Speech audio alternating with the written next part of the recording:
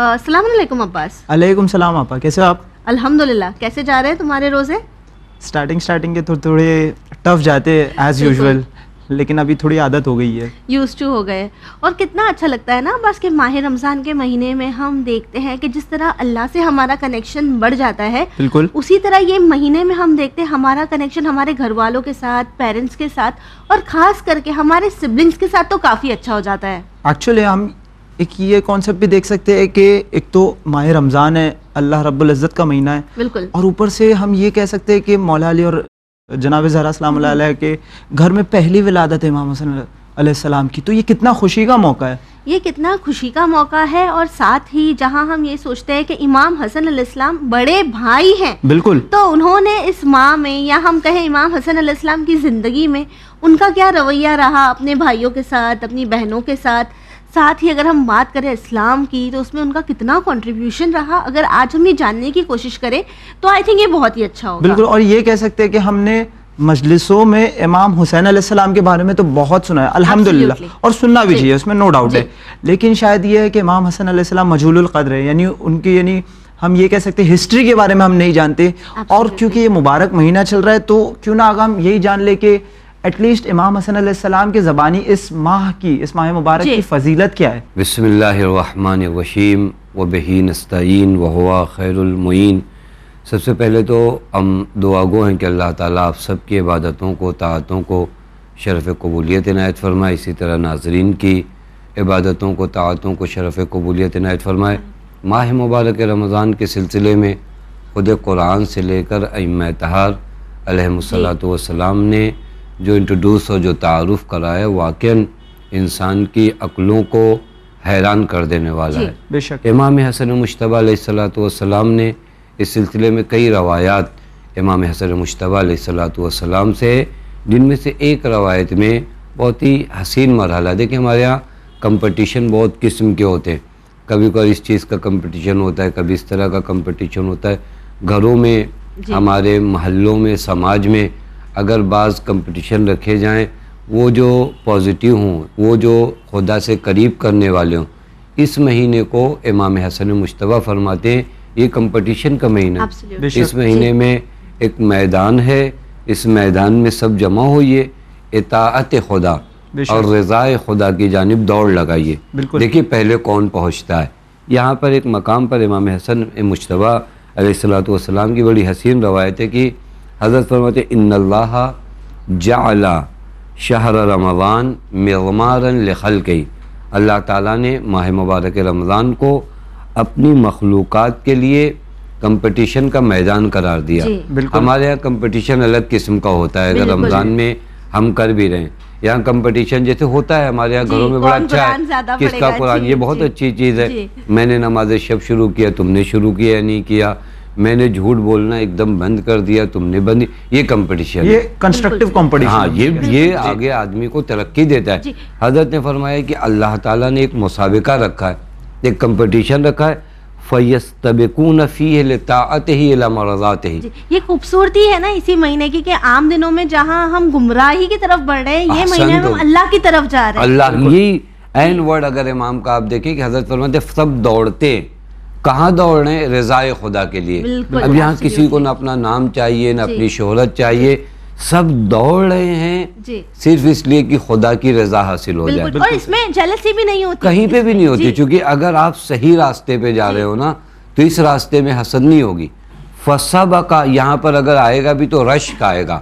اگر کوئی مجھ سے پہلے 3 دن قرآن پہلے ختم کرتا ہے تو مجھے رشک ہوگا اس کی قسمت کا, ارے واہ اس نے کیا, میں بھی ٹرائی کروں گا. اور یہ بہترین چیز ہے, یہ ہر جگہ پر آپ کی ترقی کے لیے بہترین جگہ. حضرت فرمایا فَسَبَقَ قَوْمٌ فَفَازُوا, اب اس کمپٹیشن میں ایک قوم آگے بڑھتی ہے وہ کامیاب ہے. وَقَصَّرَ آخَرُونَ فَخَابُوا, اگر یہاں پر کوئی پیچھے رہ گیا تو وہ گھاٹا اٹھانے والا ہے.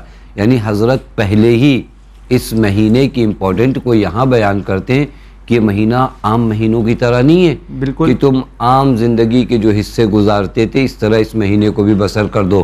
اس مہینے میں کمپٹیشن میں آپ نے دیکھا ہوگا ذرہ برابر انسان اپنی نیند, یہ وہ سب کو ایک طرف رکھتا ہے. اس کو یہ خیال نہیں ہوتا کہ میں نے کھانا کھایا نہیں کھایا, میں سویا، چونکہ اس کو معلوم ہے کہ اس مہینے میں جب کمپٹیشن ہے تو ذرہ برابر اگر میں غفلت کروں گا تو اس مہینے پیچھے کی رہ جاؤں گا۔ برکتوں سے پیچھے آ جاؤں گا۔ آگا ہم یہ بھی دیکھ سکتے ہیں کہ اگر کوئی کمپٹیشن ہوتا ہے تو اس سے کئی دنوں پرائر جو ہے ہم تیاری کرتے ہوتے ہیں، تو شاید ماہ رجب ماہ شعبان بھی اس کی تیاری جی بالکل، حتیٰ آپ اگر غور کریے نا، پیغمبر اکرم نے ماہ رمضان آنے سے پہلے خطبہ شعبانیہ ارشاد فرمایا، فرمایا ایھا الناس قد اقبل الیکم شہر اللہ بالبرکۃ والرحمۃ والمغفرہ۔ یہ بھی ماہ مبارک رمضان نہیں آیا، لیکن پیغمبر اکرم نے اس کے بارے میں ارشاد فرمایا۔ کیوں فرمایا؟ تاکہ اپنے آپ کو تیار کرو، ایک بڑے کمپٹیشن کے لیے تم اپنے آپ کو کیا کرو، تیار کرو۔ ماہ مبارک رمضان کے سلسلے میں امام حسن مجتبیٰ علیہ السلام سے ایک بڑی مشہور اور بڑی واقعاً معنی خیز روایت موجود ہے، جہاں پر حضرت در حقیقت بتاتے ہیں کہ اس مہینے میں اللہ تعالیٰ نے روزہ کیوں مقرر فرمایا۔ اس روایت کو اگر آپ غور کریں تو خود امام حسن مجتبیٰ نے نقل فرمایا ہے پیغمبر اکرم صلی اللہ علیہ وآلہ وسلم سے کہ یہودیوں کا ایک گروہ پیغمبر کی خدمت میں آیا اور پیغمبر سے جاننا چاہ، چونکہ اکثر یہ اہل کتاب پیغمبر کا امتحان لینے آتے تھے، یہ کہ پیغمبر یہ وہی ہیں یا نہیں ہے، ان کو علم ہے یا نہیں ہے، ٹیسٹ کرنے آتے تھے۔ ان کا ہمیشہ کا کام یہ ہوتا تھا۔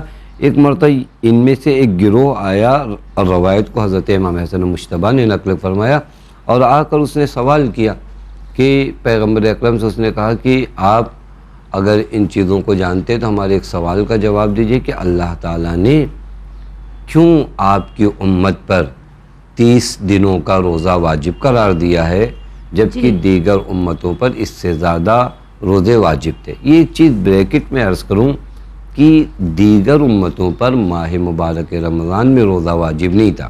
یہ چیز ذہن میں رکھیے گا کہ روزہ عبادت ہے پرانی، لیکن ماہ مبارک رمضان میں روزے کا واجب ہونا یہ ہماری امت کا خاصہ ہے۔ ہاں، یہ خاص ہم مسلمانوں کو اللہ تعالیٰ نے ایک تحفہ دیا، وگرنہ دیگر امتوں میں بھی روزہ واجب تھا لیکن دوسرے مہینوں میں، اسی لیے قرآن نے کہا کتب علیکم الصیام کما کتب علی الذین من قبلکم۔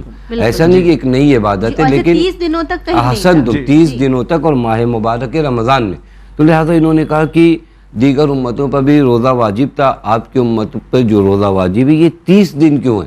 پیغمبر اکرم نے اس کا جواب جو فرمایا، پیغمبر نے فرمایا کہ در حقیقت اب یہ پورا مشہور واقعہ، قرآن نے بھی اس واقعے کو نقل کیا کہ جب وہ شجرہ ممنوعہ جہاں پر جناب آدم کو جانے سے حضرت حق نے منع فرمایا تھا اور ترک اولا ہوا اور جناب آدم گئے اس پھل کو ٹیسٹ کیا، تو پیغمبر اکرم نے فرمایا کہ وہ پھل کے آثار 30 دنوں تک جناب آدم کے شکم میں موجود تھے۔ اب یہ 30 دنوں کا روزہ در حقیقت وہ تزکیہ تھا تاکہ ان پھلوں کے آثار کو کیا کیا جا سکے، ختم کیا جا سکے، پاک کرے۔ اب یہ اگر آپ غور کریں نا، یہاں پر اگر یوں روایت سے گزر جایا جائے تو شاید معنی کو نہ سمجھیں۔ یہ در حقیقت ہمارے لیے بھی ایک بہت بڑا پیغام جو یہ ہے کہ ماہ مبارک رمضان کا روزہ تمہیں ٹارچر کرنے کے لیے نہیں ہے، تمہیں بھوکا رکھنے کے لیے نہیں ہے، آسن تم، یہ خاص تربیت کا انتظام ہے جو پروردگار عالم کی جانب سے تمہارے لیے کیا گیا ہے۔ یعنی کس طریقے سے اس دنیا میں، میٹیریل دنیا میں تمہارے وجود کے اندر بہت سی غلاظتیں، بہت سی نجاستیں جمع ہو جاتی ہیں، اب ضروری ہوتا ہے ایک تزکیے کا، اور پیغمبر اکرم فقط تعلیم کے لیے نہیں آئے، یزکیہم بھی قرآن مجید میں ہے، پیغمبر کے آنے کا مطلب تزکیہ بھی ہے، یعنی تہذیب، پاک کرنا کسی چیز کو۔ در حقیقت پیغمبر اشارہ اسی جانب کر رہے ہیں کہ یہ در حقیقت وہ 30 دنوں کا روزہ جو ہے یہ ایک تہذیب اور تزکیہ کی جانب ایک قدم ہے، یعنی روح تو پاک ہو ہی رہی ہے، جسم بھی پاک ہو رہا، اور یہ ضروری ہے، جسم اگر پاک نہ ہو انسان کی تو روح بھی پاک نہیں ہوتی۔ اس نے پیغمبر اکرم کی اس بات کی تائید کی، اس نے کہا صدقت یا محمد، آپ نے سچ فرمایا، چونکہ اس نے کہیں کتابوں میں پڑھا ہوگا کہ یہ ریزن کیوں ہے، تو فوراً اس نے کہا کہ آپ نے سچ فرمایا۔ پھر اس کے بعد پیغمبر اکرم نے اس کے سامنے اس آیت کریمہ کو بھی پڑھا کہ کتب علیکم الصیام کما کتب علی الذین من قبلکم لعلکم تتقون۔ پھر اس کے بعد پیغمبر سے اس نے سوال کیا کہ ان روزوں کی جزا کیا ہے، فما جزاء من صامہا، اس انسان کی جزا کیا جو روزہ رکھتا ہے. فقال النبی صلی اللہ علیہ وآلہ وسلم ما من یوم یصوم شہر رمضان احتسابا الا اوجب اللہ تبارک و تعالی لہو سبع خصال. یہ یہاں کے بعد روایت بہت اہم ہے. پیغمبر اکرم فرماتے ہیں, اس سے سوال کیا, دیکھیں میں نے ابتدا میں عرض کیا کہ ماہ مبارک رمضان کا روزہ ہمیں صرف بھوکا اور پیاسا رکھنے کے لیے نہیں ہے, یہ ایک بہت سسٹمیٹک پلان ہے جو ہماری انسانیت کو اوپر لے جانے کے لیے ہے, جو اللہ تعالیٰ کی جانب سے ہے. اسی وجہ سے حتیٰ میں عرض کروں کبھی کبھار بعض مائیں زیادہ محبت و مروت دکھاتے ہیں یا باپ زیادہ محبت و مروت دکھاتے ہیں, نہیں ہمارا بیٹا ابھی اس کو کیونکہ لگ رہا ہے کہ روزے میں صرف بھوک و پیاس ہے, وہ جس دن یہ سمجھ جائے گا کہ روزے میں صرف بھوک و پیاس نہیں ہے بلکہ روزہ ایک تربیت ہے, اس دن وہ اپنے بچوں کو منع نہیں کریں. کبھی کبھار کیا ہوتا ہے چونکہ ہماری نظر روزے پہ بھوک و پیاس ہے تو میں نہیں چاہوں گا کہ میرا بچہ بھوکا رہے, جبکہ وہ کتنا بڑا ڈسپلن لے آتا ہے. وہی احسن, تم یہی دیکھیں اتنا ڈسپلن کے لیے آپ کیا کچھ نہیں کرتے, اور یہ روزہ آپ کے بچے کو بہترین ڈسپلن سکھاتا ہے. اس کے پاس سب کچھ ہوتے ہوئے بھی وہ نہیں کھاتا. شاید ہم اس کی حکمت کو نہیں سمجھ پاتے. وہی ہم نے کہا نا, جب آپ پیاس اور بھوک کی جانب نظر کریں گے نا تو آپ کی محبت جو پیدری ہے یا ماں کی جو مامتا ہے یہ آگے آ جائے گی اور کہے گی نہیں میرا بیٹا روزہ نہیں رکھے گا, میری بیٹی روزہ نہیں رکھے, کیونکہ آپ کو روزے کے فوائد نظر نہیں آ رہے ہیں, روزے میں فقط بھوک اور پیاس نظر ہے. یہ ناظرین کے لیے بہت اہم مرحلہ ہے جو پیغمبر نے یہاں کے بعد ارشاد فرمایا. پیغمبر نے فرمایا کہ اگر کوئی 30 دنوں تک واجب ان روزوں کو رکھتا ہے تو اللہ تعالیٰ 7 خصوصیت اس انسان کے اندر پیدا کرتا ہے, یعنی 7 فائدے. اگر ناظرین اس کو یاد کرنا چاہیں تو ماہ مبارک رمضان کے 7 فائدے جو روزہ رکھنے کی صورت میں حاصل ہوتے ہیں. پہلا کام یذوب الحرام فی جسدہ, بہت سی چیزیں آپ کے بدن میں اضافی ہوتی ہیں. میں آپ کو اگر آج کے دور کی مثال دوں, مثلا کبھی کبھار ہمارے بدن میں چربی زیادہ ہو جاتی ہے تو اس کے لیے ڈاکٹر ہزاروں ہم کو سسٹم بتاتے ہیں کہ یہ کریے وہ کریے, ورزش کریے تو اس کے بعد آپ کے بدن کا یہ کم ہوگا یہ کم ہوگا. خوب اللہ تعالیٰ کیا چاہتا ہے, وہ حرام جو ہمارے بدن میں گھل مل گیا ہے ان روزوں کی مدد سے میرے جسم سے حرام پگھل جائے, ختم ہو جائے. دیکھیے کتنا اچھا. حرام وہ چیز ہے جو آپ کے اندر اگر ہے تو آپ کو اوپر نہیں جانے دے گی. بالکل جس طریقے سے آپ کا بدن اگر فیٹ زیادہ ہو جاتا ہے تو آپ دوڑ نہیں پاتے, آپ کی سانسیں اکھڑنے لگتی ہیں, اسی طرح اگر آپ کے وجود کے اندر حرام زیادہ آ جائے نا تو آپ بندگی کے راستے پہ دوڑ نہیں پاتے. یعنی ماہ رمضان جو ہے روح کو بھی ڈیٹاکس, روح کو. دوسرا پیغمبر نے فرمایا یقرب من رحمت اللہ, روزے کا دوسرا فائدہ یہ ہے کہ تم خدا سے قریب ہو گئے, کیونکہ جب حرام کم ہوا, دیکھیں سسٹم, جب حرام کم ہوا تو رحمت خدا کی جانب تم قریب ہو گئے چونکہ آپ دوڑ کر جا سکتے ہو. تیسرا فائدہ جو اس مقام پر بیان فرمایا کہ یہ وہ کفارہ ہے, وہ جو ترک اولا ہوا ہے وہ اس ترک اولا کا کفارہ ہے. چوتھا فائدہ جو یہاں پر بیان کیا گیا بہت اہم فائدہ, موت جب انسان کو آتی ہے تو اس عالم کو کہا جاتا ہے سکرات. قرآن نے بھی تعبیر کیا سکرۃ الموت. یہ سکرۃ الموت بہت سخت مرحلہ ہے. پیغمبر اکرم فرماتے ہیں روزے کا چوتھا فائدہ یہ ہے کہ جانکنی کا عالم تم پر آسان ہو جائے گا. یعنی جس وقت انسان پر ایک سخت وقت گزرتا ہے یہ روزہ کیا کرے گا, یحون اللہ علیہ سکرات الموت, اللہ اس انسان پر کیا کرتا ہے, موت کے سکرات کو یعنی جان نکلنا آسان ہو جاتا ہے. پانچواں فائدہ بیان کیا کہ بہت اہم فائدہ ہے. دیکھیں ہم آج دنیا میں 12, 13, 14 گھنٹہ جو بھوکے رہتے ہیں, پیاسے رہتے ہیں, اس کے بعد بہترین افطار کرتے ہیں, بہترین سحری کرتے ہیں. آج یہاں کی بھوک و پیاس کل قیامت کی بھوک و پیاس سے آپ کو بچائے گی. اس سے بڑا فائدہ کچھ چاہیے کہ قیامت میں وہ بھوک ہوگی, قیامت میں وہ پیاس ہوگی.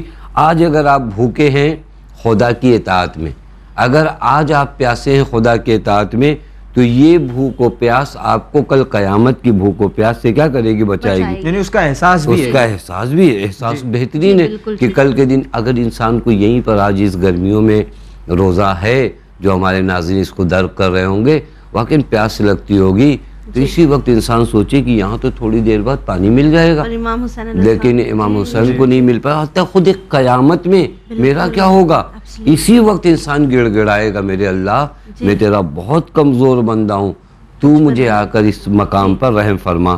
پھر اس کے بعد پیغمبر اکرم نے فرمایا وہ چھٹا فائدہ اس روزے کا معلوم ہے کیا ہے؟ جہنم سے نجات ہے.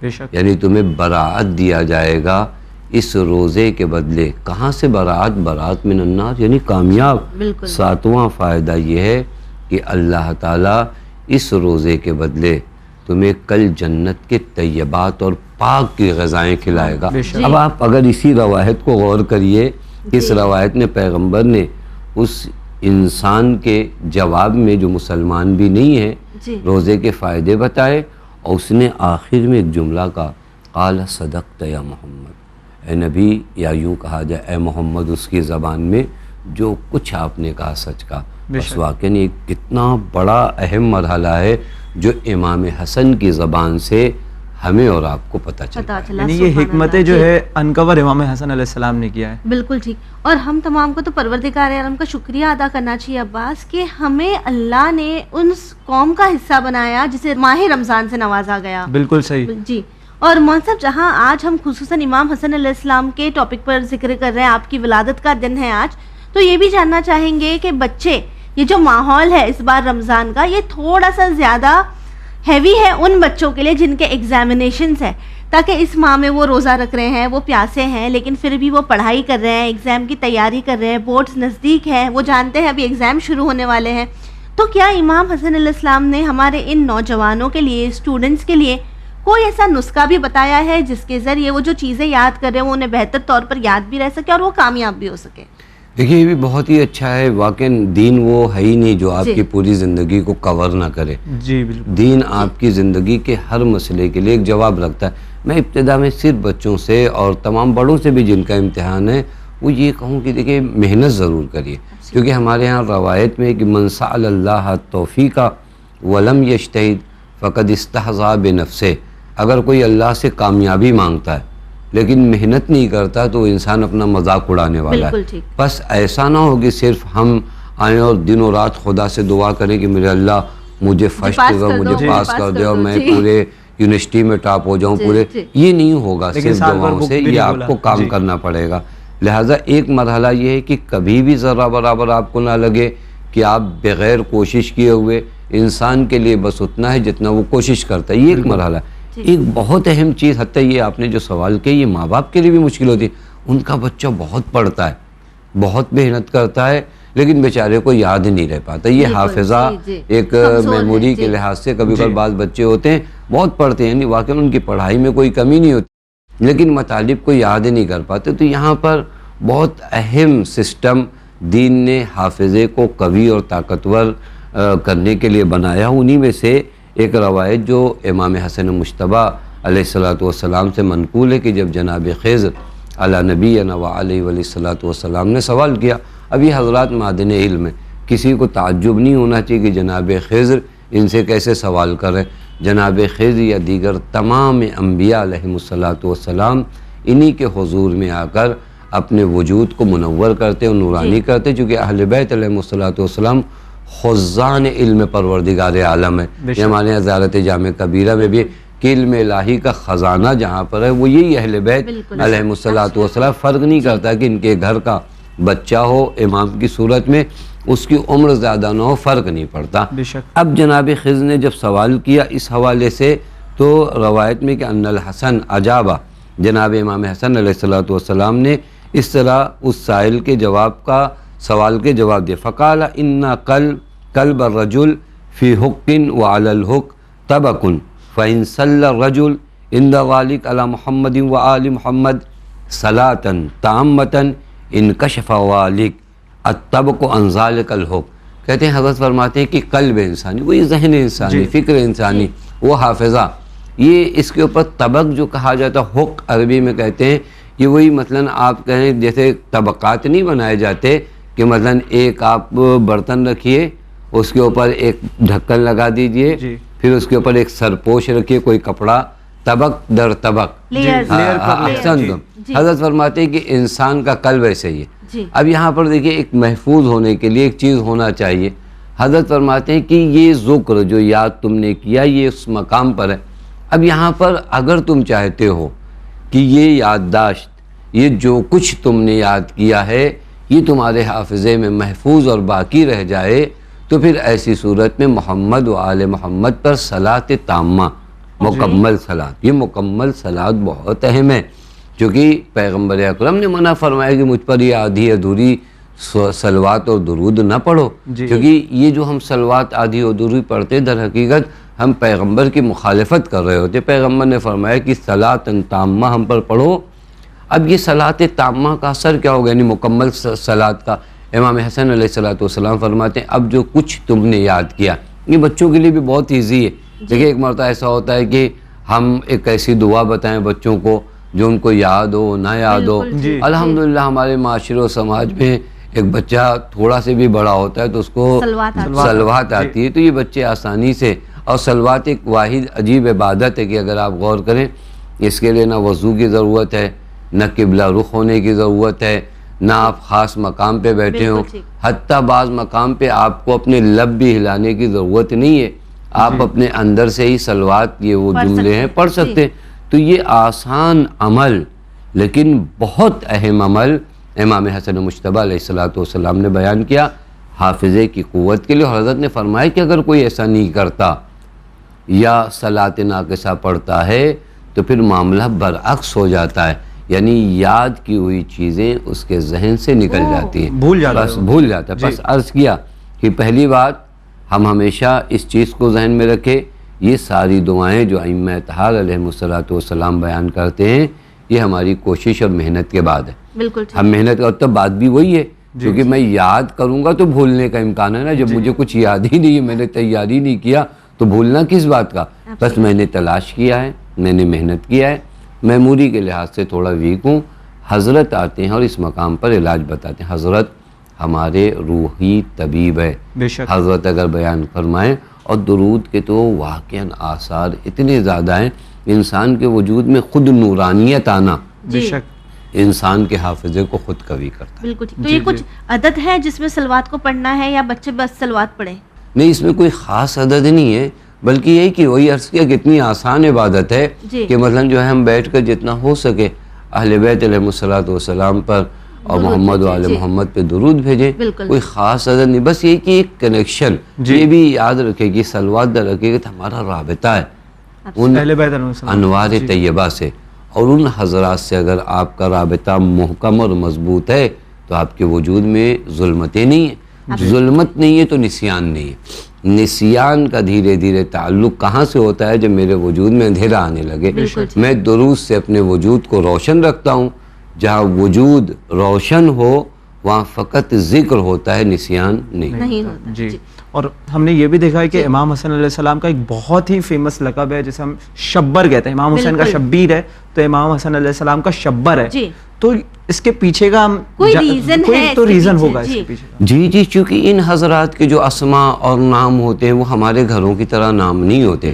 روایت میں ہے کہ جب ولادت امام حسن مجتبیٰ علیہ السلام ہوئی، پیغمبر اکرم تشریف لے آئے، یہاں پر بھی بہت اچھا مرحلہ امام حسن کی ولادت کے موقع پر ایک پیلے کپڑے میں امام حسن کو لپیٹ کے دیا گیا۔ اس وقت یہ شاید ہماری لوگوں کو کام بھی آئے کہ بچوں کو کن کپڑوں میں لپیٹنا ہے۔ پیغمبر اکرم نے فرمایا نہیں، پیلے کپڑے میں مت لپیٹا کرو، بچوں کو سفید کپڑے میں لپیٹو۔ اب یہ خود ایک بہت بڑا ریزن حضرت نے وہاں بیان کر دیا۔ پھر اس کے بعد جب امام حسن مجتبیٰ کو آغوش پیغمبر میں دیا گیا، پیغمبر نے اذان و اقامت کی، اس کے بعد امام علی علیہ السلام سے فرمایا یا علی آپ نے کیا نام رکھا ہے؟ فرمایا ہم پیغمبر پہ اپنے آپ کو مقدم نہیں کرتے، آپ کے ہوتے ہوئے ہم کیسے نام رکھیں گے؟ تو پیغمبر اکرم نے فرمایا خوب تم مجھ پر نہیں مقدم کرتے تو میں اپنے آپ کو خدا پہ مقدم نہیں کرتا۔ نام اس بچے کا اگر آئے گا تو اللہ تعالیٰ کی جانب سے آئے گا۔ جناب جبرائیل نازل ہوئے اور نازل ہونے کے بعد فرمایا کہ یا رسول اللہ، اللہ نے آپ کو سلام کہلوایا ہے، اس بچے کی تبریک و تہنیت کہی ہے۔ اب دیکھیے سلسلہ عجب ہے۔ پھر اس کے بعد جناب جبرائیل نے پیغمبر اکرم کو مخاطب کر کے کہا کہ چونکہ علی سے جو آپ کا مرتبہ اور جو ریلیشن منزلت ہے وہ وہی ہے جو موسیٰ کو جناب ہارون سے تھی، کیونکہ جناب موسیٰ کے خلیفہ جناب ہارون تھے، اب آپ کے خلیفہ بلا فصل کون ہیں؟ امام علیہ السلام۔ تو جو جناب ہارون کے بیٹے ہیں ان کا نام چونکہ شبر ہے، لہٰذا اس بیٹے کا نام کیا رکھا جائے؟ شبر رکھا جائے. جی پیغمبر نے فرمایا کہ ہماری زبان تو عربی ہے، یہ شبر تو عربی نام نہیں ہے. وہ تو ہیبرو تو ہے. احسن تم، تو حضرت رسول اکرم سے جناب جبرائیل نے فرمایا کہ ہاں اب اس شبر کا اگر ٹرانسلیشن عربی میں کیا جائے تو حسن ہوتا ہے، لہٰذا ان کا نام جو ہے حسن. عباس یعنی ہم یہاں دیکھ سکتے ہیں کہ کس طرح پروردگار عالم کی ہر بات میں، ہر چیز میں ایک حکمت چھپی ہوئی ہوتی ہے. بالکل صحیح. اور یعنی یہ ہم کہہ سکتے ہیں کہ امام حسن علیہ السلام نے کتنی خوبصورتی سے، چاہے ان کی ولادت کا منظر ہو، چاہے وہ ان کی صلح کا بھی منظر ہو، اور چاہے کوئی بھی ان کی زندگی کا پہلو ہو، یہ ہمارے اوپر یہ ذمہ داری ہے کہ جس طرح سے ہم نے ائمہ علیہ السلام خصوصاً امام حسین علیہ السلام کے بارے میں جتنا جانا ہے، اتنا ہی امام حسن علیہ السلام کے بارے میں بھی جاننے کی کوشش کرے. بالکل ٹھیک، بالکل ٹھیک. مولانا صاحب آپ کا بہت بہت شکریہ اپنا قیمتی وقت دینے کے لیے. بہت بہت شکریہ. ہم بھی آپ لوگوں کے شکر گزار ہیں. ویورز آپ سے آخری میں بس یہی کہنا چاہیں گے، اور خصوصاً چینل ون کی جانب سے وہ تمام بچے جو اپنے ایگزامز کی تیاری کر رہے ہیں، جن کے بورڈ ایگزام سٹارٹ ہونے والے ہیں، ہم آپ کو یہی کہنا چاہیں گے، آپ پڑھیں، دل لگا کے پڑھیں، قوم کا نام روشن کریں، لیکن پڑھنے سے پہلے صلوات ضرور پڑھیں.